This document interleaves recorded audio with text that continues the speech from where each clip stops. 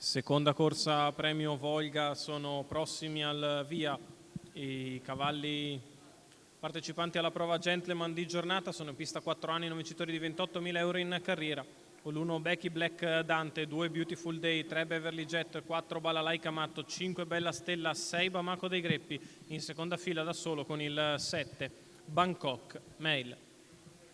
Allenamento che si va a completare, decisiva la fase di partenza, come spesso accade soprattutto in pista piccola. I cavalli sono tutti bene dietro le ali della macchina, si ritrae dal 6 Bamako dei Greppi e si parte con Beautiful Day e Balalaika Matto che vanno in lotta avanti a Beverly Jet, quale scende alla corda, insiste Balalaika che cerca posto lungo i birilli, lì però si è inserita Beverly Jet. Balalaika si apre di galoppo sulla prima curva, allora Beverly Jet in vantaggio nei confronti numero 4 Balalaika vantaggio nei Matto confronti di Beverly Jet. squalificato. Terza alla corda è Bella Stella con Bamako dei Greppi che si presenta subito al largo, sposta dai birilli anche Becky Black Dante che va a fare la seconda pariglia esterna. I 400 metri della testa passati in 30 spaccato, Beautiful Day in vantaggio nei confronti di Beverly Jet.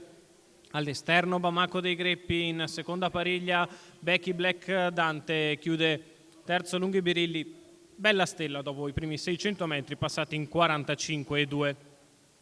Si viene al passaggio davanti alle tribune con in vantaggio Beautiful Day nei confronti di Bamako dei Greppi che insiste all'esterno con decisione. Lungo la corda c'è sempre Beverly Jet chiusa lì da Becky Black Dante. Alla retroguardia Bella Stella non cambia nulla, però gli 800 sono andati via in 59,4, comunque svelti. Si va verso il chilometro completato in questi istanti in 1,14,4 da Beautiful Day che controlla le offensive di Bamako dei Greppi, cala lungo i birilli Beverly Jet, prova a progredire Becky Black Dante ai 1.200 passati in 1,28,7 con una frazione in 14,3, continua a insistere all'esterno Bamako dei Greppi, aggressivo su Beautiful Day che sembra ancora controllare però all'avanguardia. Si è buttato di dentro invece Becky Black Dante che andrà in open stretch, l'ultima curva passata in 14,6 da Beautiful Day che sembra aver respinto Bamako dei Greppi, prova ad arrivare Becky Black Dante,